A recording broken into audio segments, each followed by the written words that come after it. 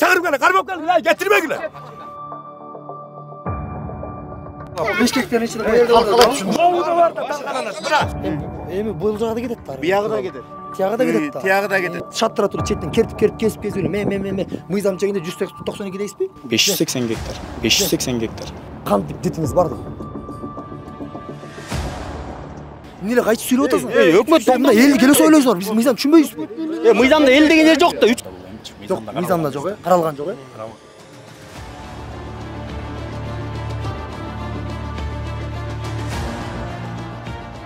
40 kişi kol koydu, siz kol koymasanız Cengiz tanılbayt bolsa da Cengiz yok. 40 kişi.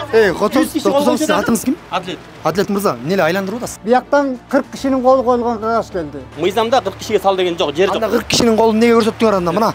40 kişini men kol koydurtup bargam. Dur bayaka. Эми сиз эмнеге жумушуңузга шалак кылып атасыз? Мына аким момча элди сыйлабайсызбы? Ушул жака келе аткандан ар бир маалымат колуңузда болушу керек да өзү. Мындайда иним Меске барып токтоп берем. Барын далилеп берем. Ой иним. Убакыт бар да siz үшін маселени чечиңиз, мындай кылдың, отуруңуз, момча келип, жо байка жөн туруңуз, siz каршы чыкпай жүрүңүз, эме сүйлөгөн. Меске каршы чыккан жоксуң байка. Siz берип атсаңыз болот. Ачкин алдыңыз. Жакан тузак болуңуз, сиз мамлекеттик кызматкерсиз. Элди мүшөккө салып таңасызбы? Эмне кыласыз? Элдин атынан катышып атат. Мен сизин калпыңызды азыр чыгарып берем. Ушул жерге чыгарып. Ушундайдан бу жерде миллиард жатат, бу жерде триллиард, буну компьютерге салып эсептей албайсың. Бу балыктын эмесин бартың уузат. Биз балдарыбызды жетелеп алып анан бирден таш кучакта отуралыбы? Барсаң атат ал жерге барсаң. Ошол сиз реакция бербей колдуңуз, мына нааразы болуп атканчы. Биздин көйгөйдү азыр чечсин аким. Бирок менин полномочиям бүгүн буну жокко чыгарганга полномочиям жок.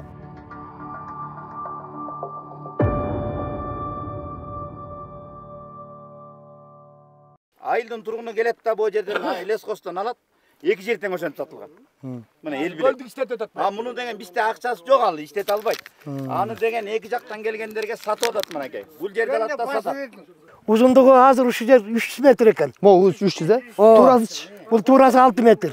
Эми кайсы жерлер казылат деген план болот, ошону айтыңызчы. Мына ошондо бау ягы 300 метр, бияғы 180 метр. Анан кийин булардын документинде өзү таштак жер, анан эмне дегенде булар өзүп турган токойду талкалап атат. Могуларды сүрүп туруп эле. Өзүп турган канча бир кылымдан бери эптеп өскөн да буларды чукул деле, чукул ара деле, ушул жерде токойдо иштеген балдарыбыз бар. Момундай ачык жерлерге өстөрү лескос эме тиктирип, тиги чырканак тиктирип, өстүрө албай атышат. Дагы мына момунча жерди талкалап туруп атат. Чырканак баарын талкалап атат, Мына азыр бүт ушуну талкалап туруп атат. Моонекин аз канча деген жерди талкалады. Ушуга лескос, өкмөт, аким барды кайдыгер карап атат. Биз бардык жерге кайрылдык. Бирок элдин сөзүн, элдин үнүн эч ким уккан жок. Эч ким сүйлөгөн жок. Лескос да сүйлөгөн жок. Лескос өзүбүз гана билебиз деди жерди. Мынакей жердин канча кырчы талкаланат. Борек караш, кара топурактын кырчы. Бул бир кылымда дагы кайра кырчы албайт бул. Балык курулушу болсо. Бул жерчи ашып кетсе могу канча сотик чыгат мисалы примерно. Бул деген азыр биягы деген 300 метр жери талкалап атат. Биягы 6 метр. Биягы 8 метр болот. 8 метр. Эми бул жагы да кетет да. Биягы да кетет. Тияғы да кетет да. Тияғы да кетет. Ошону кошо айтыңыз да. Омчанын баары кетет деп айтасың. Мынакей 4 гектар жерге ушунун бардыгы кетет. Эми биякты тосуп алса биз кантип жаябыз? Мына биякка кантип өтөбүз? Биякта да бар бурт. Тосуп алган, аны тосуп алган жанына киши жолотпойт. Барсаң атат ал жерге барсаң. Урматтуу көрүүчүлөр, биз Кочкор райондук мамлекеттик администрациясындабыз. Акимге келдик. Акимге келген себеби кечээки биздеги болгон жагдай Кумдөө айылындагы болуп жаткан баягы элдин нааразычылыгы боюнча биз акимге билдирүү үчүн жерине ошо аким менен кошо барып, ошол маселелерди жердин кандай болот, кандай чечилет, ошол негизде өзүнө бир ооз сурап көрөлүчү. Буга чейин акимди элдин айтымында буга чейин аким элди эч кандай кабыл албай, тескерисинче мазактагансып, баягы Кочкор району өспөгөн өсүмдүктөрдү айдагыла, ичкердик менен алек болгула, мындайча айтканда Кочкор район эли силер бекерчисиңер деген сөздү айткан эмиш. Азыр өзүнөн дагы бул боюнча сураганга аракет көрөлү. Атым Темирлан. Фамилиям Сейитов. Бул жак Кумдөө айылынын тургундары. Сизге келдик элек. Биз Бишкектен келдик. Бул жак Кумдөөдөн келди.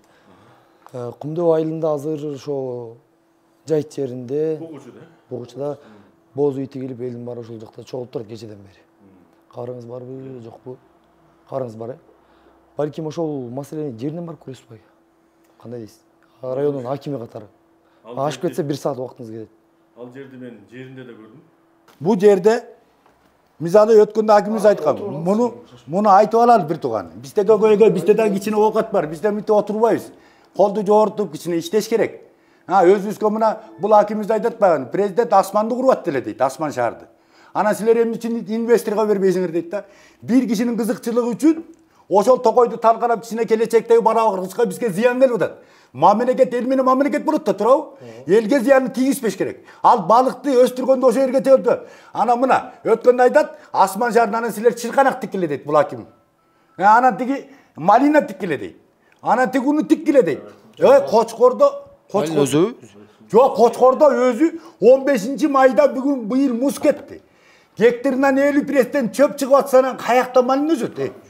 Анан бу жердеги сөздү деген мына өткөндө барды дагы акими Жакып ким кеткен. 14-күндө чечебиз деген. Ати инвестор бала бар болуп тура элдин бар. Катын баланын көчөгүн көбү ооруп калыптыр, аларга ким жооп берет ысыкта жүрүп. Ошон үчүн барып туруп текшерип берсин, үч эмес биздин көйгөйдү азыр чечсин аким. Мен чечпейм, өзүңөр билгениңерди кылды эле. Элге айтып бериңиз, чече албайм мен дегиңиз, анан проблема менен да биз башка жерде чечебиз. Мыйзамды берилген болсо? Мыйзам жок аерде, мыйзам жок. Бул кеңин ичинде бүтүлгөн документ, бул кандай мыйзам? Юристсизби же сиз эмесизби? Юрист эмес мен, биз көрдүңүзбү, сиз туура эмес мамиле кылып атасызбы? Өткөндө мамиле кылгансыз. Элди деген миттиңиз. Бул жерден келип туруп буг үчүн көйгөйгөн чечсечи, президент асман шаар куруп атат деп 3 саат айтып туруп алды. Ана мен айттым, асман шаарды президент элдин пайдасы үчүн мамлекетке куруп атат. Биздин элди ошол жерде кыйнап, кыстап, кымындай жер үстү алып балык берип атышат дагы, балыкка депчи. Көрдүңүзгө жердин баары сайгылып таштады. Токойдо састын баары кургап калды. Ана биз бала анда ошол 150 түдөн азыр айтып атат, бизди биротолу моюнга алсынды. Анан ошондо үчүн урматтуу аким, сиз деген аким деген бул райондун үстүнөн карайт. Бардык ишке баш ийет. Башыбезге эле жок. Ана сиздин алда айткан кебиңиз, мен баргам далай жол көргөм. Сизди билебиз көргөндө ошол балыкчылык менен инвестор менен баргандырсыз. Сиз билебиз элге деген бир эме жанагы акцион коюлган эмес, жергиликтен билген эмес, сос пакет деген барган эмес, бу жерде жарыя болгон эмес. Эми жанагы кести көтөрүп чыга калыптыр. Ал кезинде былтыркы кести эмес. Мен ошондо өткөндө бер жалда газеттин карайын дедим. Эгер анын номуру быйыл болуп, быйыл бере турбосо жооп береби? Бул 2022-жылы өткөн эме болуп атат. Бул эл билбеген үчүн эл көтөрүлбөй атат. Эл качан билип, ошондо кыйналгандан анан эл көтөрүлүп атат. Булда эч кандай эчтеке билинген эмес. Бул иш жеңичине болгон иш. Маселе мындай да, булар дагы мына кеч уктуктап атат. Түшүндүңүзбү? Сиз ошого каршы. Мен дагы кеч уктум. Себеби Токой чарба бизге берип аткан жерлерин, но жерлерди берип атам деген жок. Бирок алар берип аткан жерлердин баарын мыйзамдын негизинде берип атат. Мындан сырткары балык чарбаларга берилди. Бүгүн да балык чарбага келип атат. Иним, эмне кылыш керек? Сен айтчы. Балык чарбага биздин Кочкор районунун жери ыңгайлуу экен, салкын экен. Экологический экспертиза жүргүзүп туруп кагаздарын алды да. Ошондо бүт баарын учутуп атыш керек да. Сиз кол коесуз да. Чекилдек, мына биз бугучу берки Токойдун берки өтө болсок, аркы өтү чекилдеги айылы. Чекилдеги айылын мына депутаттар өткөндө сиз менен жолукканда келишти да. Алардын мурда састан суу уй кечип өтө албаган састан кургап калды. Суу тартыш боло баштады. Себеп дегенде биз жака буруп кеткен сууну буруп атат да, балыкка суу керек да. Эми экинчисин дагы бурсаңар дейт, биз такыр сол уйубузда атат да. Зыян келип атабы? Бул биринчиси. Экинчиси жана анча жайыт билбейм, жана 3,5 миллион сом кандай эсептелди, өзлөрүнүн эмеси бар да. Ал боюнча эле точно сиз мындай аким полномочия бар да сиздечи. Биздин суранганыбыз ошол болду да. Сиз эл менен лесхоздун ортосуна түшүп, мисалы, сиздин милдет ошол да. Бир мына арыз чыштаганбыз жоопты ала элекпиз ушуга чейинчи. Ошону кайра экспертиза чакырып, кайра комиссия түзүп текшерсеңиз болот да. Мындайда. Анан экинчиси мен айтып кетип алган кечиркөз. Үчүнчүсү мындай болот атпайбы? Эмнеге ошол населенный пункт турса, ошонун жанынан бериш керек да. Көрдүңүз, биякта интерес болот атпайбы? Себеп дегенде электричествону тартканга оңой, жол алып барганга оңой. Башка биздин тетекте 60 гектар сас жатат. Ошол эле суу бар. Чолпон менен бугучунар. Кыйын болсо ошол жакта инвестор инвестиция салып өздөштүрбөйбү. Бияктачы. Макул мамлекеттик саясатына каршы чыга албайбыз. Сиз дагы, биз дагы. Мыйзам менен жашайбыз. Бирок элди караш керек да. Ошол сиз реакция бербей койдуңуз, мына нааразы болуп атканчы. Барбай да Элдер койдуңуз азыр жумушун таштап коюп ошо Токойдо отурат. Азыр жок экен Токойдо эч ким эме. Мына байке. Көрдүңүзбү? Урматтуу аким, саламатсыз. Мына жок айтып атпайсыз, мына эч ким жок экен бул жерде бизге ким маалымат берди? Айлык өттү. Жүрүңүз азыр барабыз. Айлык бөт маалымат берди бизге. Көрдүңүзбү? Эки тарап эки маалымат берип атат. Жүрүңүз анда. Мына чоң ушу жеринен барып көрөлү байке. Жүрүңүз.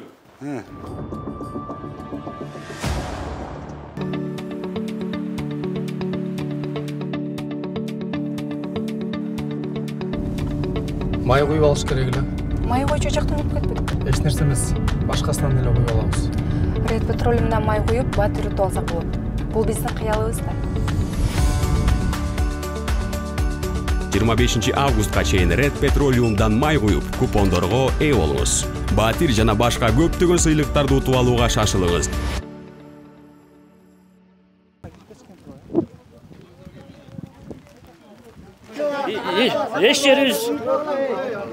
Эч жерибизде жайыт жок болуп калып атпайбы? 300 түтүндү анда башка жака көчүрүп жер бергиле. Биженди Пурутка бергиле, Токой болсун. Эл кетсин анда бияктан көчүп. Туура айтамбай, силер жок, эчтекеңер жок да, вариантыңар жок биженде башка. 200 айт, бирөөчү 200 айт ошонун сүтүн сатып, оокат кылайын деп отурат түшөндечи. Ошо 200 келет, ушулардын бала бакырасын тыйыны менен багып атат да азыр. Буларды эч ким эч жерде иштебейт бул айыл. Бирөө иштейби азыр эч жерде? Жумуш жок. Анан ошо караган 200 болсо, анан кайра силер биякта Пурутка бергенден Токойго кирбей калса, ал уйду каяка барабыз биз? Сатууга туура келет. Кумдуу айыл өкмөтүнүн башчысы Райболов Мирван. Кече сиз шаарда болчусуз э? Мен сайтып коюп шаарга барып келдим. Мен бекип баргам, бирок бүгүн көчөнү кайта келдим. Эми мындайда биз чанычы. Мен азыр менин айыл өкмөттүн жери болбогону бул Гослесфондун жери. Анан азыр булар мыйзамын мен кат жибергем, булар мыйзамын ар бир гезитке жарыялагандан бери ачык конкурс жарыялаптыр. Биз эгер ошол убакта ошо ачык конкурс жарыялаганда биз катышып, же болбосо бирөөбүз алып токтотуп койсок, ошондо бир мүмкүнчүлүктөр бар болчу да. Мисалы үчүн мен катышып же эми мен азыр кагазын бүт барактап чыктым. Жооп берди. Мен лескоско жибергем кат. Эмне бериңер, эмне бербейсиңер муну депчи. Анан бизге айыл өкмөткө ошол убакта да булар кат бериптир. Биз ошол жерди берип атабыз. Сиздин ошо Кумдуу айыл өкмөтүнүн туштунан Ошо тушта сиз кызматта элеңиз? Жок, мен ал кызмат. Кеп, мурдакы айыл өкмөт өтөбөйсүзбү? Ошол убакта бериптир. Ошол кагазды алар азыр биздин бетибиз кармайт. Ошондо айыл өкмөткө баарына билдиргенбиздер. Алар туура билдирген чын. Ошол убакта ошол айыл өкмөт группага жиберип, мондай маселе кылып жана койсо болмок экен. Ошол жерден маселе болуп калганда. Ошон бул киши бизден комиссия дептир, комиссияга 3 киши берилген. Анан мына бул кишилер кол коюп берди. Анан бул кишилер да айтып атат дагы, минтип атат да. Бул кишилер айтат, бул комиссия деп сураганда туура эле. Комиссия сураган, сиздерди берген туура эле. Анан бирок бул кишилерге ана туура эмес түшүндүрүптүр да. Лескостон түшүндүргөм же кандай сиздерди өзүңүздөр мен ал убакта. Биз дегенде өткөзбөй койдук бу. Мына ошону сиз айтсаңыз. Өткөзбөй койгондон кийин эмне болду балам? Айтыңыз. Биз өткөзбөй койсок, мына үчөөбүз өткөзбөй койсок, андан кийин могу жерде бугуучу бирлик бир бригадабыз да. Бияктан 40 кишинин колу коюлган кагаз келди. Бергиле ушул балакка. Кандай эле силер бугуучулуктар ала бересиңер. Анткени биякта, моякта бир балык баккан бар, ада бугуучулук. Могу жерде канат деген багып атты, бу да бугуучулук. Анан кандай эмне бирликтен бир киши болбойбу? Бир бригада болсок, бир эл болсок, алардын да малы ушул жака жайылат. Ушу тегерекке жайылат. Бирликтин да.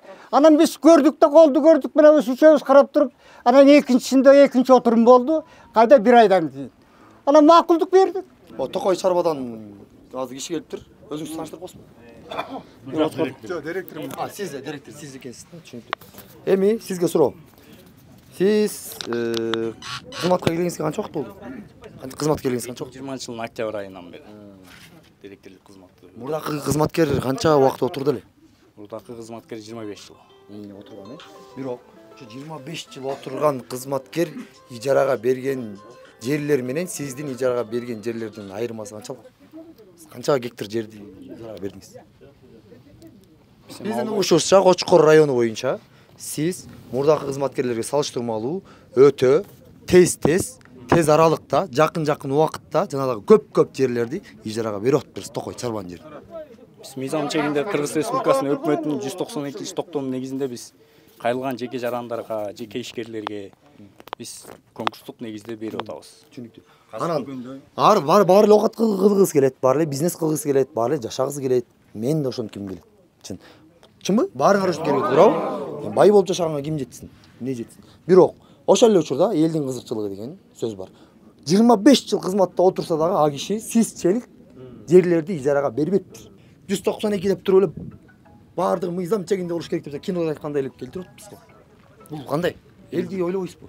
Бул саз дагы эмес, жайыт дагы эмес. Бул жерде айтып коелу. Бул жерде мамлекеттик токой фондусунун жери. 192 токтомдун негизинде биз конкурстук негизде берип атабыз. Мени өзүбүз каалагандай ой келди берген жерибиз жок. Бул бүт баардыгы мыйзам чегинде. Сиз эми кызматка бизнес кылган келиңизби? Бизнес кылган келген жок. Ачык айтайын, жаман мыйзам керек болсо сотко бериңиз. Биз мыйзам чегинде берип атабыз. Бул элдин кызыкчылыгы, эл менен акылдашып коюш, баягы жергиликтүү эл эртең көтөрүлөт, аркы берки деген сөз болгон жокпу? Сиз керек болсочу мына азыр ишкер барбы ошол? Ишкер буякта барбы жокпу? Мына ишкерди кошо банкрот кылып атасыз сиз. Мына ишкерди кошо банкрот кылып атасыз. Ишкер өзү мына 10 миллионго жакын акчасын салып алып, азыр күйүп атат. Мына ишкер өзү күйүп атат. Ишкерде күнөө жок. Сиз берсеңиз, сиз бердиңиз аны жердичи. Ишкер алды. Мен да болсо ошону алмакмын, мисалчы. Окат кылышым керек, мен да бизнес кылышым керек, мисалы да. Ишкерде күнөө жок. Бирок сиз берип атасыз. Ишкерлерди колдоо катарында берип атабыз. Колдоо катары берип атасыз. Элди мүшөккө салып таңасызбы? Эмне кыласыз? Элдин атынан катышып атат. Ким катышты? Комиссиян. Эми карап туруңуз. Мен сиздин азыр калпыңызды чыгарып берем. Эжеке келиңиз. Мен сиздин калпыңызды азыр чыгарып берем. Ушул жерде чыгарып. Мен толук айтып коеюн. Жок, айтпай эле коңуз мен сизге. Айтыңыз. Мынакей, азыр кечээки бизге айтып берген нерсени айтып бересиз? Бетин айтып. Сиздин дагы WhatsApp менен жазышкан сөздөрүбүз бар. Сиз келип кеткен экенсиз. Ошондо 3 киши бербесе биз бермек эмеспиз деп эле өзүңөрдү жууп эле жаап кетип калыптырсыңар. Бул жерде эң биринчи ынтымакты буздуңар силер. Бизди канчалык деңгээлде чыккынчылык көрсөттүңөр. Сиздердин кабинеттеги ичиндеги отурган сөздөрдүн баардыгын мен кечээ айтып бергем. Ушундай деңгээлде болгон. Мен түз эфир алып барайын дегенде болгон эмес деп.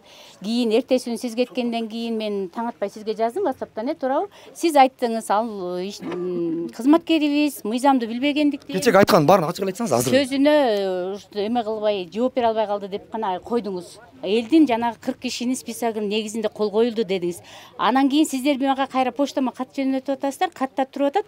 Ал 40 киши эч кандай эч нерсе чечпейт деп туруп атат да. Бул жерде сиздердин ошондо кандай кылып оюн эки пикир болуп атабы? Эки пикир, кайчы пикир жаратып атасыздар да. Биринчи бизди баягы заблуждениеге алып келип атасыңар. Токойго мал киргизгенге болбойт, тосуп алабыз. Элдики эмес, жайыт эмес, эл чечпейт. 3 кишинин колу дагы керек болсо чечпейт. 3-чү отурумда кандай болсо биз бере беребиз, ишкерди колдош керек деп атасыздар. Ал жерде дагы мен айтып атам, 40 киши токойдун эле мындай эмес жерикен бирликтүү кишилер болуп калды дегенди айтып атасыздар. Бүткүл элди экиге бөлүп жаруудагы өзүнчө статья бар, мыйзам бузуулар бар деп атасыздар да. Анан биз ошол жерден баягы чыкпастан айла жок 40 кишинин кол турса деп кол койдуруп алдыңар. Мен буга чейин баягы ал жерде кысым көрүлгөн мен байкап аптырмын да, чындыгында силер тараптанчы билесиздер, сиздер менен аябай урушкам ошол жерде, билесиздер. Кечке суроо берип, ал жерде бюджетке деген эл 2 үй сааса памперс салып атат, бюджетке дагы акча төлөп атат, таза суусун төлөп атат, салыгын төлөп атат. Ана сиздер кандай киргизбейсиздер деп бул жерде аябай чоң обсуждение, уруш болгон. Эң эле көп сүйлөгөн сиз болгон. Эң эле көп сүйлөп, эң эле ажылдап уруша берген мен болгом да. Анан сиздер аябай тажаба мен айткам. Давайте эмне жашырабыз, ичиге жеп аткан бир нерсебиз барбы? Келгиле, мен түз эфирге Facebook'a прямой чыгайын. Мен айылдаштарымды айтам, киргиле деп. Алар кирсин, уксун дегенде сиздер айтып атасыздар, жок, мыйзамда бул болбойт. Бирде мындай сизге суроо бергим келип атат да.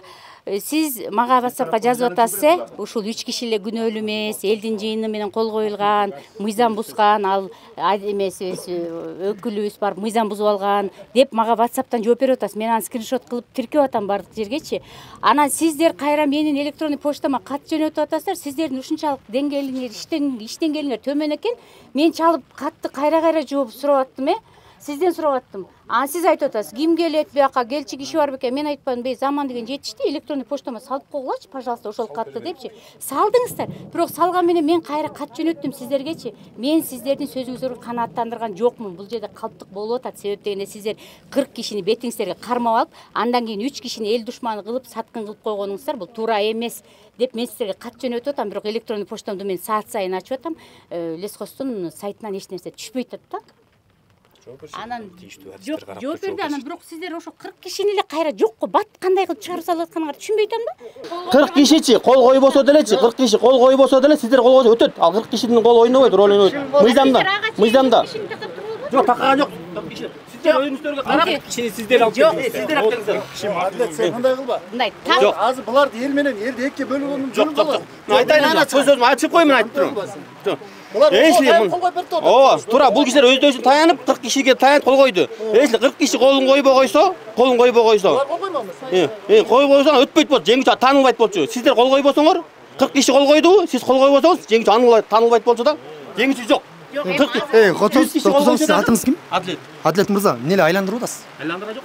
Мына элдин баары көрүп турат. Балким менин жетпейт, же сиз айландырып атасыз да. Бир нерсени айтып коеюн. Сиз азыр туруп эле айттыңыз, 40 киши жок болсо деле мындай болмок дейсиз. Азыр кайра айтып атасыз, 40 киши кол койгондон кийин анын негизинде анан депчи. Жок, бул өзүнө ал. Мыйзамда 40 кишиге сал деген. Мыйзамда 40 кишиге сал деген жок, жер жок. Анда 40 кишинин колун эмнеге көрсөттүңөр анда? Мына азыр төз тас. Өздөрү мага көрсөттү да, алып келдик да, булар кишилер өздөрү алып келди. Мага алып келди. 40 кишини ишкер алып келди дебейсиз, өздөрү дебей. Бул кишиден көрүп, аксак 40 кишини мен кол койдуртуп баргам. Кол койдуруп, бул кишиге берипти, бул киши мага берди. Мен бердим. Бул кишиден алдым да 40 кишиничи. Кудай алдында турабыз. Мына 40 киши мага берди, мына ушу кишилер макулдугун берди. Мен кол коюп берем деди. Мына 40 киши макулдугун берди, кыдырдык. Мен кол коюп берем деди. Макул деди, копиясын алып тиркеп койдум. Оригинал бул кишиде. Чындыкка кетели, чындыкка кетели. Негизи, мени карап туруңуз. Жана аким жогоруда тияктан кабинеттен айтты. Лескостун жери болгондон кийин бизден дагы, айыл өкмөттөн дагы, элден дагы сурабайт. Керек болсо өздөрү билет, бизге айтпайт экен. Биз аны билбей калдык убагында. Туура түшүнгүлө жигиттер деп аким өзү айтты. Мына элдер баргандар бар. Мына чын. Камерада угуп туруңуз. Анан кандай эле силер комиссия түзө калып, кандай эле 40 кишинин колу керек боло калып, жок 40 кишинин колу керек жок. Жашырын эмес, ачык. Эми дагы бир суроо. Могу эркин тоо угуп туруңуз. Эркин тоо Кочкор районунда канча тираж келет? Аны билбейт экенмин канча келет. Канча келет аким? Биле албайт экенмин аны. Канча тираж келет. Кочкор районунда канча тираж келет? Бул мамлекет. Бул эркин тоодо убагында Мамлекеттики болгон менен мындайда. Муну ар бир айыл өкмөттө жазылат. Айыл өкмөт берип койсоң да? Биз ар бир айыл өкмөт жазылат. Биздин айыл өкмөт бул мамлекеттик болгондон биз атайын жазылат. 10 кесип алабыз. Сеңир тоону билбейбиз биз аны. Кечиңиз. Урматтуу эл журт, карап туруңуздар. Могул кести ким көрдү эле? Кест аласыңарбы? Жарыяда болду. Эми мына, азыр эми карап тургула. Бул жага айтып атат. Бардыгы ачык болгон, бардыгы так болгон. Кеске чейин аукцион жарыяланган. Жарыяланган эмес, келген. Деп укуп тургула. Деп мынакей могул кести алып келишти. Бардыгы мыйзам чегинде деген сөз бар. Укуп тургула. Анан кайра азыр айыл өкмөт өзү айтты, бизге 10 кесит келет деп. 10 кесит сиздин 10 кызматкерден ашпайт, айланайын. О, кызматкерлер жазат. Мына эми угуп тургула. Анан урматтуу айыл өкмөт аким жана айтты. Эл мурда билгенде, мурда айтканыңарда жок дегенде бир аз да болсо аракет кылбайт белек деп өзүнүн жакшы оюн билдирди. Жана жакшы оюн билдирди. Анан угуп туруңуз, кое турбайсызбы? Мына момчай ара көстүрөт, могу кести көрбөгөндөн кийин, бул деген айыл өкмөттүн 10 кызматкеринен могу кести ашпагандан кийин эл билбейт да турабы? Эл билбей кетти, эл билбеген маселеден кийин бүттү да анда айыл аким туура түшүнүңүз, мына эл билбейт экен дейм. Мына өзүңүз көрүп атпайсызбы? 10 кести алабыз, 10 кести алабыз. Биз далилдеп берелик ушуну. Уруксатпы мына? Аз кой туруңуз. Аким жооп берип койсун. Урматтуу тургундар, берилишин тартибин бир жолу Токой чарбанын жетекчиси баш болуп айтты. Эми газета тууралуу ар бир адам жазылыш милдеттүү эмес. Аны биз милдеттүү кылып жаздыра албайбыз. Бир ушул мамлекеттин газеталарын ар бирине бөлүп беребиз. Сен мынча жазылгыла деп. Ошонун шартына жарашында жазылат. Анан эми мыйзамда жазылып калган массалык маалымат каражаттарына 1 айлык жарыялайт деген. Бул газета массалык маалымат каражаттарынын урматтуу көрүүчүлөр, материалы. Мындай нерсе, мындай маселе бардык жерде бар. Кеске жарыялаш керек. Дегенчи, бул дегенчи баягы мындай айтканда жаман көрбөгүлө шариатка тууралап коелучу деген баягы кыргызча сөз барбы? Шариатка тууралап ыктап коелучу. Не бар не жок, не бар не жок деген сөз бар. Ошол эле. Өкмөттө кат келди да, кызмат. Мынабу эми мындай, эгерде ушунун берилүү тартиби боюнча туура эмес берилгендиги боюнча күмөн санасаңыздар органдарга берилет деп мен башында айткам. Башында айткан эмес, бүгүн айттыңыз. Aynen ошо күнү деле айттык го. Ошо күнү айткан эмес. Бүгүн айттыңыз. Бардыгын айтып атам. Бүт барыңар мына ким гана жана эми барлык урматтуу эми мындай кылалы аксакалдар. Бүгүн мына 2-сентябрда газеттага жарыяланып тур. 2-сентябрь күндө жарыялагандан кийин 1 айдын ичинде документ прием болуптур. Биринчи отурум, экинчи отурумду кылып алып, булар мыйзамдуу түрдө документти бериптир. Токой чарба. Ошол мыйзамдуу түрдө документти алып алып, бул киши өзүнүн процедурасы менен ар бир ошол 4 гектар жердеги токойдун баарын өлчөтүп, канча токой бар экенин аныктатып, ошонун потеряларын төлөп, макулдукту алыптыр. Бүгүн биз бардык мыйзамды бүтүп калганда сиздер менен жолугуп атабыз. Бул ишкер ошол колундагы документке таянып, бардык акчасын чарптады. Бүгүн ишти баштаган турат. Эми мындайда башында, ушунун башында болбой ушундай болуп калганда, биз да келип көйгөйдү кылып токтоттурмакпыз. Бүгүн бирок, бүгүн бүтүп калды да. Мындай кылбайлы, туугандар. Туугандар, мындай кылалы. Мындай кылсак болобу? Сиз айтып атасыз да, сентябрда жарыяланыптыр депчи. А бизди октябрда чакырдыңыздар да, эмне үчүн ошондо айткан жоксуңар? Эй, Теңиртоону жакшылап окуп келгилечи, баары үчөөң депчи. Жок, биз өкмөткө кат кетти да, кызматка кат кетти. А сиздер эмнеге айткан жоксуңар? Эми мындай кылбайлы. Бизге эмнеге айткан жоксуңар, анан кайрачы? Өкмөткө кат кетти деп. Эжеке, сиздин мыйзамдуу укугуңуз бар. Ошо мына аксакал, үчөөңөр катышкан адамдар барып алып, бизди алдап коюптур деп анда прокуратурга бергиле. Мында алдап коюптур деген жоксуңбу? Анда нормально экен. Мына эми маселе мындай да аксакал. Эже, бүгүн иш бүтүп, баардык документ бүтүп турат. Эгерде мыйзамдуу документтерге өзүңөрдүн күмөнүңүздөр бар болсо, органдарга бербейсиңерби? Эгер органдардан мыйзамдуу эмес деп чакырып бере турган болсо, биз да карайлы. Анан эми бүгүн менин колумда бунун документи турса, бул бүт бар конкурстар жарыялап турса, мен аны камырдан кыл сургандай суруп жасап кетти да. Мындай кылабыз аксакалдар. Бүгүн мына бүт бар мыйзамдуу жер берилип калды. Бул айыл өкмөт дагы билбейт, мына жаңы келди. Мурдагы айыл өкмөтүңөр курси дело болгон экен. Эми бирок мындай да бүгүн мыйзамдуу бүтүп калды. Бүтүп калды. Эми анда аксакал, мен эми мыйзамды бүткүн, мен караган жок. Сен эле караттым. Токой чарба баштан суроом бар. Отурсар, токой чарба баштан мен суроом бар.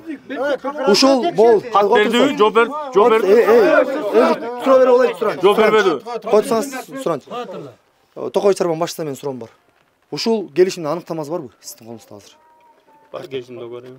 Аныктамасы. Аныктамасы деген эмне? Протокол бекиткен, Аныктама деген эмне? Аныктама деген болот. Чечим же буйрук болот. Менен келишим болот, анан буйрук болот. Соглашение болот. Өткөндө деле мурунку эмеде деле айтпады беле? Орман айтпады беле? Азыр отурсуздар. Токтоп, ошондо айтканда токтой эле калсаңар болмок да. Бул жакта кандай көчөтүп турат? Элге айтып берип коюңузчу. Эмнелер көрсөтүлөт? Окуп берем. Окуп бере жок. Бул жакта бул жеке ишкерге бекитилип берилген буйрук чыккан 22-жылы. 22 ноябрда буйрук чыгарылып, ошо менен келишим түзүлгөн. 51-келишим. 51-келишимдин негизинде 4 гектар жер аянты берилген. Бул жер аянтынын жер угодиясынын түрү 6 ИВК. Бул биздин эме терминдер менен айтылат. Бул 6 ИВК дегени 60 тал өсүп турат. 60% тал, 40% облепиха деп бекитилип берилген. Ушул берилген жер аянтына бул экология билеткен жерде. Бул жеке ишкер бардык тийиштүү кортундуларын, заключенияларын бардыгын алды. Токой жоготусун эсептетти 3 гектарына. 3 гектарга эле балык чарбасын уюштурам, 1 гектарын азеления катарында пайдаланам. Ошо менен берилип тийиштүү кортундусун баары, оң кортундун баары чыкты. Дагы бул жерде балки мен юрист эмесмин. Мен баягы токой чарба адиси эмесмин. Мен болгону журналистмин. Анан эгер мен туура эмес айтсам, сиз тууралап коесуз. Ушул жерде акт соглашенияда макулдашуудачы, макулдашуулар. Токой чарба не бул жер силердики да туурабы? Биздики деп кайра айтып атпайсыңарбы? Бул силердики, силердики экен. Андан кийин ижарага алып атат ишкер өзү. Анан үчүнчү тарап жакын кошуна эл деген сөз болуп атат. Чынбы? Население пункт деген сөз бар, чынбы? Туура эмес айтам. Туура. Анан элдин макулдугу барбы? Элдин кызыкчылыгы барбы? Бул 4 гектардын айланасында эми калктуу конуш жайгашпагандан кийин жанында кошуна 4 гектар боюнча сөз болуп атат. Бул ары 200 метр баргандан кийин анан калктуу конуш менен чектешет. Мына өзүңүз 200 метр деп атасыз. 200 метрдичи сиз 1 мүнөткө жетпей басып коесуз. Туурабы? Туура. Туура. Анан элдин макулдугу керек беле? Элдин Элдин кызыкчылыгы керек. Десеңиз. Элдин кызыкчылыгы керек беле?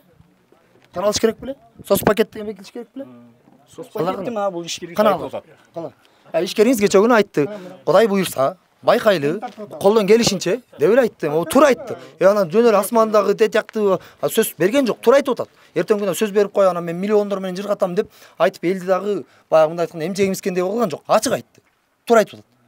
А силер ошону карашыңар керек. Бери боюнча бир мыйзамда жок да бул эмчи. Туура айтып. Сиз мындайда иним мен сизге баарын тактап берем. Баарын далилеп берем. Жок иним, убакыт бар да, сиз маселени чечиңиз, мындай кылдың, отуруңуз, мончо эл келип. Жок байка, жөн туруңуз, сиз каршы чыкпай жүрүңүз, эме сүйлөгөнү. Мен сизге каршы чыккан жоксун байка. Сиз Отуруңуз. Урматтуу аким, мына Токой чарбасы. Мына бул киши азыр бизге кезек берип атат да. Аким, мына бу жерде келип атат, эки жол чыкты. Бу жерде сос пакет берилди эле дегенде өткөндө айткан буларчы. Сос пакетти жана акционду айыл өкмөткө берип жарыяладык дегенде биз ошол жерден кармап туруп айыл башына алып барсак, айыл башчы мына бул кишинин башына коюп берди, келген эмес депчи. Анан азыр чыга алды да бул кестерчи. Бакат койгон, сатып койгон деп бирдеме кылып атат да. Эми бул ушундай болду. Келген эмес деп айткан. Бу жерге соско келген эмес деген. Анан өткөндө акимде мына сураа ушул элдин көгөнүн чечип бер десек, ошондо айтты, президент асман шаар куруп атат, могу жактыгы барып туруп ошону иштеши керек деди. Мына. Эми ал президент асман шаарды элдин пайдасы үчүн кылып атат. Моно жерде отурган жаш балдар, эл журттун бардыгы ушул буягы тармасас, дагы бир жолу түшүндүрөңүз, булар кандай элдер? Тармасас чыкса атты 500 сом алабыз, камалсачы. Бул өзү могу жер, өзү айыл өкмөтүндө бул деген населенный пунктка пайдаланганычы 3-4 ай. Андан кийин жана жайлоого кеткенден кийин баарыбыз эпте ушул жерге атыбызды тушайбыз, мына ушул жерде 4 ай. Музоо багабыз, тиян кайтарабыз, тияка чыкса 500 сом алат. Туурабы мына өкмөт? Буяк арато, аяка музоо эмес киши тура албайт. Тияга саякум. Ушундай кичинекей чектелген жерге насыл. Өткөндө айтканда булардын документи туура эмес чыккан. Өзлөрдүкү таман. Мына бул киши айткан ошол жерден жалганчылыкка мына бул киши менин келиним болот. Жана 3 кишиден ушул киши жалгыз байкуш элге уят болдум деп ошол жерде мойнуна коюп берген. Кандай момдо болбоду эле асы деле айтып мойнуна коюп берди го. Бул жерде элдин көгөгө эмес, бир эле инвестор. Анан ошо немеле аким айтты, бул мамлекеттин максаты элдин жашоосун жакшыртуу деди. Бул жерде 160-170 киши жашап атат, населенный пункттачы. Ошонун оокат кылган жери ушул жерде бир 200 гектар экен. Деле муну жогору жактан алып келсек да, бул акимдин да чечилет, мунун камалат буйрса. Буга такалса түшөбүз. Анан экинчи жок, жөнтүр кылай. Какыла. Анан муну айтканын максаты, урматтуу бир туугандар, биз балдарыбызды жетелеп алып анан бирден таш кучакта отуралыбы. Ушу жерде кичинекей жайтыбыз болсо, кичинекей 2 үйдү жайса, эмне аким туруп атат, булар эмне дегенде документти бүтүрүп коюп тур, эми бүтүп калды касаат деп. Мына көтөгөн эле айтты, бу жерге биз мынтип ызы чугулуп келбейт элек. Өткөндө аким замын жибергенде өзү келбей койду айылгачы. Бүгүн да келбек эмес, туурабы? 3-тө деле ошол жерде мен отуруп алып чыктымбы? Жүрүүдөн намыстан чыктыбы? Эми өткөндө келген жок, зам аким келди да ошол жерде мына момчелдин көзү турат, ошол жерден чечип туруп айтты. Бүттү бул проблема чечилди. Силер кыйналбагыла деди, туурабы өкмөт? Айттыбы зам аким? Бу жерде биз башка жерди караштырып чечип беребиз, элиңер тынч жашасын деп айтты. Анан кайра мына бул инвестор келип алып айтып атат, көчөнүн мурдагын укту, эл өзү эпте оокат кылбаса келишке туура келди да. Анан келип атты ушул жерден кайра эмне дептир? Документтин түстүп атат, барган жеримде атат. Сен каспайсыңбы деп койду дейт. Ушул мамлекетте барбы ушундай мыйзам? Мамлекетке ижара канча төлөйт жылына? Гектарына 1280. Гектарына 1280. Котурла. Анан могул ушул элдин, ушул Токойду, жанындагы Токойду ижарага бердирбегенден тапкан пайдасы эмне? Элге зыяны тийбеш керек деп турат. Көрсөтүлүп турат, элге зыяны тийбеш керек деп. Бул жерден 4 гектар боюнча эч кандай элге зыяны деле келген жок. Чыккан Токой болчу. Токойду бар курганды мына келип отурсуңар. Зыяны эмнеге тийген? Бул жерде 4 эле гектар, анчалык 40 гектарды же 400 гектарды. Аз кечире, сиз өзүңүз каякта жашайсыз? Кочкор районунда жашайм. Райондун центрдин өзүндө. Сиз уй бакпайсыз. Уй сабайсыз. Музоо аркандабайсыз, туурабы? Кочкор районунун өзүндө болуп атпайсызбы сиз, туурабы? Кочкор районунун өзүндө каякта музоо кайтыр? Калпты айтпаңызчы. Калпты айтпай эле, багабыз. Сизге сөзүм жок, башка дейм. Акимден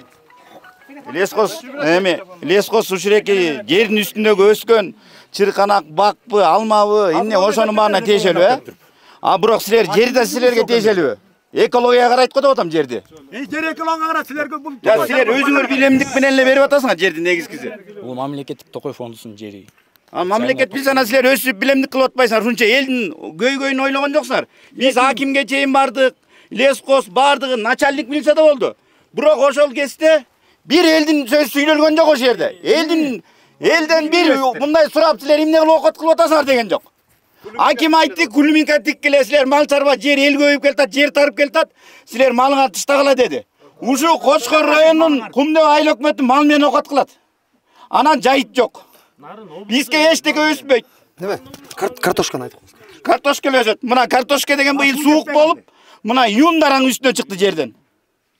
Эми ушу карапайым эл Токойдон келип бир чырканак ала албайт.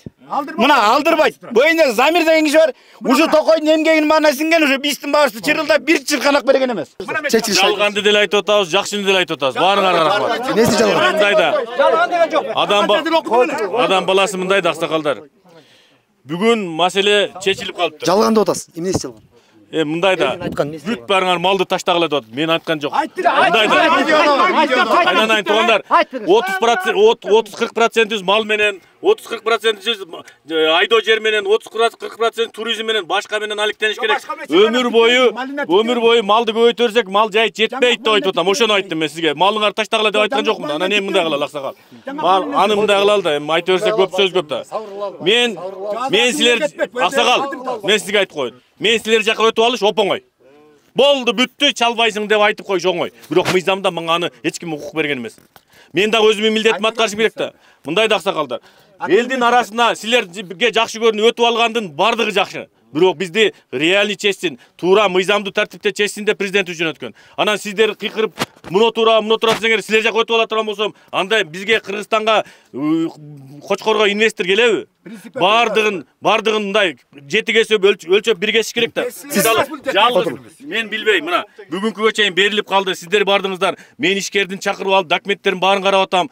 Бүт акчаларын төлөптү. Мына аксакал сиз мен бекер кайтарыпмын деп атасыз. Ошо кайтарганыңыздын айынан 3 миллион 50 миң сом төлөнүптүр. Сиздин кайтарыңыз. Мен мындай да, аксакалдар, мени мындай туура түшүнгүлө. Мен дагы силерге окшогон бир адамдын баласымын. Бирок менин полномочиям бүгүн буну жокко чыгарганга полномочиям жок. Мыйзамдын тартибинде берилиптир аксакалдар. Мен эле Касам Катага ушун чечип бер дегенге менин колумда бир мыйзамды алып кел, муну менен сен чечип койсоң болот десеңер мен чече алам. Бүгүн мыйзамдуу тартипте ушул искердин мыйзамды туура болуп атат. Эгерде мына мен айыл өкмөткө айтып атам, айыл өкмөт мына эл жылдап атат, эл мыйзамга көнбөй атат. Сиз мына айыл өкмөт катары сотко бериң деп атам. Эгер сот мыйзамды деп таап бере турган болсо, мындан кийинки жерлердин баарын карайлы. Мында биймет ушул касынбайт. Айыл өкмөт. Урматтуу айыл өкмөт. Кыска суроо. Сиздин позицияңыз кандай? Кечээ орун басарыңызга да бергем, ал жооп берген. Эми мындай да позициямда биз мыйзамдуулук сакташ. Токотери. Бул биздин айыл өкмөттүн жери эмес. Кослесфондун жери. Бирок бизге ушундай элде ушундай көйгөй жаралгандыктан элге ошон үчүн биз азыр лескостун да жообун алдык, прокуратурага да жаздык. Азыр администрациянын балдар бүт жагын тактап берип атат. Биз ошо менен ушуну сотко кайрылып атабыз. Ушуну жокко чыгарып беребиз. Айыл өкмөт кайрылып атабы? Айыл өкмөт кайрылып. Эми уктур. А мен эл каршы чыкканга эле инвесторго курот чыгып берсем, анда менга ишкер каяктан келет? Келсеңиз. Азыркы ишкер инвестиция канча инвестиция тартып атат? Инвестиция канча тартып атат? Сумма. Жылына инвестиция канча тартып атат? Бул эми ишти баштайлык да, ишти башталса суммасы чыгат да. Азыр сумма чыгат. Иштеп аткан урматтуу ишкер, ишкер гана, ишкер. Ишкер гана, ишкер. Отурсаңар, ишкер гана. Жок, эчтеке жок. Сиз өз мына базардан жеп атат. Мына котсаңар эми, бул бирден уксаңар эми. Мына ишкер кече өзүңө айтты. Эми калп айткан жок, туурасын айтты. Мен сөз бере албайм. Анан болуп калса дейт, сурабы? Так сумманы айта албайм дедиңиз, чынбы? Туура. Эми көрдүңүзбү? Инвестиция тартыш керек деп аким айтып атат. Ишкер эми көрөбүз, эми карайлы, прибыльга жараша деп ишкер чынын айтып атат. Бул жак айтып атат. Эми ишкерге менен сүйлөшүлгөн деп, эми кандай үч ача сөз эми? Бу жерден ишкерди да күйгүзүп атпайсыңар. Ишкер ишин баштайлык болсо. Жок, ишин күйгүзүп атпайсыңар. Мындай да. Келсеңизби? Сиз да ишке ишин баштай элек болсо деп атпайсызбы? Мындай мамлекет баягы договор деп коет. Эки адамдын ортосунда деле келишим болгондо, эки адамдын мамлекет эмес, эки адамдын ортосунда деле келишим болгондо баары башында так таамай көрсөтүп турат, ошо келишим негизинде гана иш кылат. Кийин көрөбүз, анан ишин баштасын деген ал сөз мыйзамда эмес деми. Өзүңөр баары мыйзамда деп атасыңар, бул ал мыйзамда эмес деми. Бул соц пакет боюнча мыйзамда каралбаса биз кантип бул ишкерди кыйнай алабыз? Договорду эмне деп түшүндүң? Договорду арендага түздү да көрдүм. Мына көрдүңөрбү эми инвестиция тарчы кетип атат. Каяктагы инвестиция элге пайда болот дейбизби? Мындайда иним, бүгүн мына бул киши канча акча саптап атканы биз үчүн инвестиция. Эгер балык чарбасы дүркүрөп өсүп, ушул жерде 100гө жакшы адам иштеп кала турган болсо, бул жерде балык фабрикасы ачылып бизге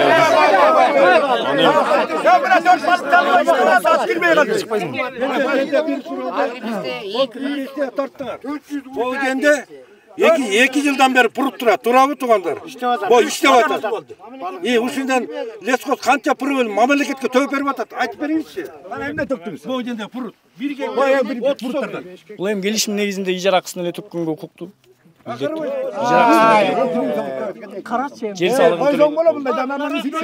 Сиз мен башта берген бир суроого жооп бербей койгонсуз да.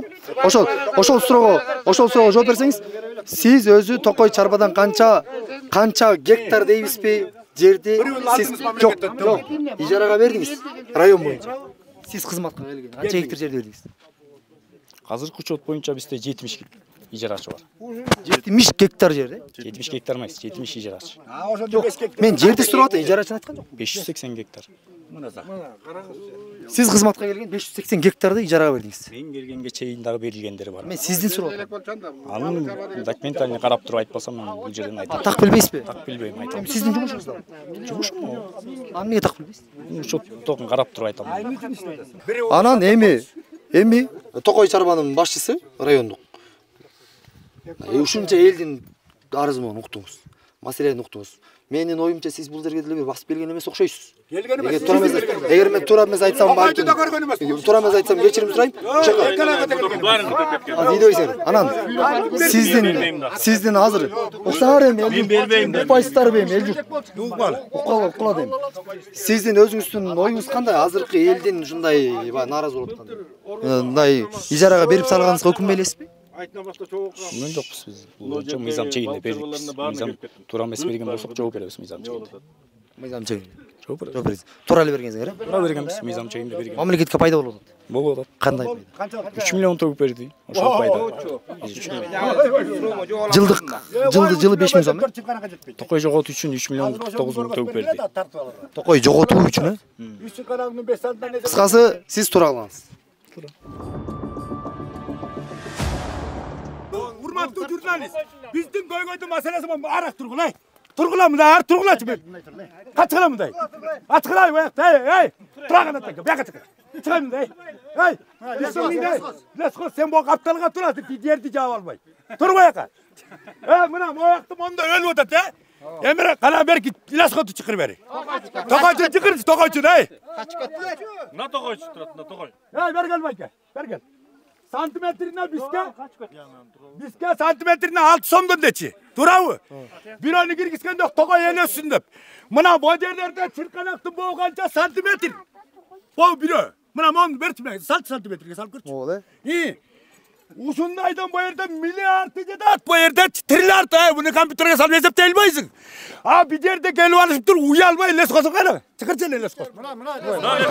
Ya bergin diyeceğine adiletti. Çağırıp gel, karmap gel, getirme gel. Ya getirme, ne kaçırasın? Bu yerde bana. Ya eşlik olmadı bana. Oşa el için benim ünüm bütsün. Ben gözü atam. Ya el var bu yerde. Sözüm sakin, sözüm. Bana bu yerde bana hey. Bağı 6 santimetre bir bağı. Bu yerden hakimin ayttı. Ben cumuşumda yok bitip kaptırayım. Ne alasın diye söz ayttı mı? Ayttı. Ayttın mı? Sen hakimisin. Sadece özü mına bu yerde mına bayanı ötkende aylok batında değildi coşutup koygan görsöndürmekti. Tura söylettisek mağadan geldi. Ötkende aytkan boldu men sotkoram sotaştı çeçilet. Ötkende zam hakim aytkan şu yerden. Bu iş çeçildi. Biz özne jaraşa yer tapere istegen. Yemi karap turgul urmatты bir tuğandar. Bu yerde jalp elgen otasыңар. Ya el yurt mamlekat sizler menen el bolat. Mamlekat ekişini kısıkçılı menen bolbay. Mına bu yerde 6 santimetr bavul ele. Boğu 6 santimetr. Bu yerde kaça çırkanak satat? 3 milyon beni çeçile mi? Yakala koy yemi. Koyturay. Yakala koyturay. Ver turay. Sen kışıymazsın ben daraycılık oram ben. Bu yerde momduça. Sen afkaldın mı ne ekologan? Niye ne? Mom Türk da. Ava. Ana ekolan çıkırasın. Kağıt turadi. Ana buna bu yerden Bu eseptep çıkardı. Kança çırkanak var, kança ziyan geldi. Eseptep organ başka var ekan. Uqsans. Ya bir daha elmeni mi? Biroq eseptep turupçu. Sizlarga жыйынтыгын берет да туурабы? Ооба, проект алып кел, проект негизинде. Канча чыккан бар мыйда? Проектсин караш керек. Канча бар? 3 milyon ben çeçile oldu. Канча бар мыйда? Канча бар экенин мен айта албайм мен. Эман амне тот. Аны орган билет, атаны. Аки отурсаңыз эми, сураныч койтурсаңыз. Мындай да. Az bardına del Кой туруп. Аки, азыр. Мындай да. Сиз азыр тек кабасы бар. Дагы туруп турам деп атат. Азыр уксаңыз. Бизде. Мендеги азыр суроо мындай да. Могул жерди эсептеп туруп, бай эсептөөчү орган бөлөктөдүңүз. Анан бирок силерге бергенден ошонун негизинде иш кыласыңар да турабы силер? Турабы? Анан аны сиз билбейм деп атасыз. Мына аким, урматтуу аким, өзү бардык органдар ушул жерге чакырып, арай көз, чарай көз жумушун таштап алып туруп, бияка келди. Встречный палатага чыгып алып болсо дагы шашуучу. Койбай элдин тияктын бар маселени көрүп коеюн депчи. Айыл өкмөт турат. Тиги сиздин начальниңиз турат, бүт бары турат. Эми сиз эмнеге жумушуңузга шалаакылык кылып атасыз? Мына аким момча элди сыйлабайсызбы? Ушул жака келаткандан ар бир маалымат колуңузда болушу керек да өзү. Жемде ушул жака келип туруп, билбейм турабыз. Билбейм деген сиз менен келдиңизби? Андай эмес, туруп турам эмес. Анда айтпайсызбы андай? Мен айтып берейин аны. Мон канча чыгат? 3 гектар. 60%. Канча процент эмес, силер эсептедиңиз. Бөлүнөт. Эсептей албайсың. Процент менен кетет да. 60%, 70%, 60% чычырканак талдып кетет да. Ар бирин бир саналбайсың, бүт түрүн. Силерге суроо берип кайра жолу көрөт. Öde жетелебесизби? Öde жетелебесизби? Жүрүңүз баскын. Ey. Bu hakimdi жанагы hemen getirip баскын. Ey.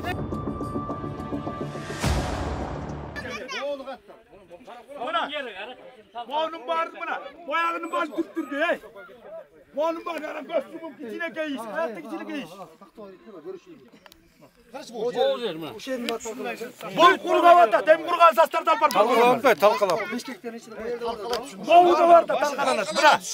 Buna bir yağ türtülüp durmayıp ya görmeysin. Buna boyağın var. Arjanda tartma çıktı var. Atın kim böyle? Şu yerde var mı? Var şu yerde var. Kaldı yerde var. Var mı olsun? Bon бар касатта мон. 4 gektardan 1 gektiri kazılbaydı. Al yaşıldandırады. 3 gektar balıkçı olur. 4 gektar. Договорда 4 gektar договор берилди. 1 gektarın Kazılbay, azlenya. 3 gektarın kazatdı. Bak oturun. Boyacım 1 gektar. Yaratılıştı buzkula dayanak batamıysan var mı? Var mı hakim aytыңыз үшін айтып беріңіз. Yaratılıştı buzkula talqalağa dayan var mı? Investorga деген мындай жаратылышты буспай, инвестор деген элге зыян тийбеген жерден о жерди колунан келсе актасын өндүрүш үчүн берет. Анан 160 эмне сиз айткансыз, мамлекеттин максаты элди бактылуу кылыш, элге жардам бериш, элдин көйгөн чечиш. Ana mondu karasa tartalda çıkanak değil. Bu çıkanağın 3 milyon verir, 100 milyon bulur. Karanlığa buna. Boyaktası kurgagan saydı görüyorsun. Boyakta balık tıkın görüyorsun. Ya sol böyle akip bol çömez bir yerde. Gel verdim meselesini çıkarak. Muhammed sen yerli ilağından yürüt. Muhammed sen kovrağı atan. Musasıca ilmeği kadar arkasına çıksak. 5 samçeleyiz. İşte uzat bulutmayım bunun martın. Ananın soğum tut. Uzat da bit martın. Bu balıktın emesin martın uzat. Yani tokmoktan beyakı gelip tasalanır, anın qaytı get otpayı. Жоқ, ошондо токмоктон бияка балыктарды алып келет, байке ачсаңыз эми. Токмоктон балыктарды алып келет, туурабы? Токмоктон балыктарды алып келип, бияктан тазалантат экен. Иши уузат. Өзүңөрдө химикат өлүп көрүлө, ичине бирденке чатат, бүт барды химикатта. Аяктан чыккан суунун малы чеп экен. Ана токмоктогулар, мына токмоктогулар. Мына пурутта чыккан сууну мал ичпейт. Ичпейт. Мен аны буларды өзүн айтканмын. Давайте ошол именно ошол жерге айтканыңарды мен санэпстанция менен текшерип берейин дегем. Айткан эмес. Текшерерби? Аксакал жалганды эле айтып бербеңчи айнан. Айтты.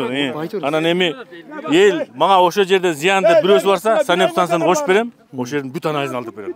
Анан айта специалисттер айтып кетти, туурабы? Анан эми жөн эле урдура берген баары тура болбойт да, туурабы?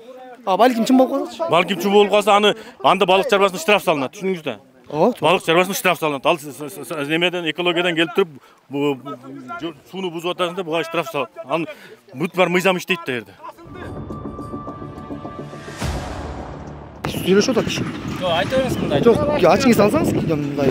Кепканы алып коюңуз. Канчалык блатной болгон кереги жок, туура түшүнүңүз. Жаман көрбөңүз. Элди сыйламыз да. Сиз азыр мон менен тартып жүрөсүз. Туура, тартыңыз. Тартыш керек. Тартыш керексиз. Ошо тартыш мон менен тартып жүр, ошо ушунча убактын ушака корот деген сиз айлык алып атасыз, туурабы? Сиз элдер тиякта күтүп атат, инженерсиз, туурабы? Сиз эмнеге өз жумушуңузду кылбай атасыз? Эмнеге биякта видео тартып жүрөсүз? Мен өзүм жумушум бар, бияктан Сиздин сиздин жумушуңуз видео тарткан болду.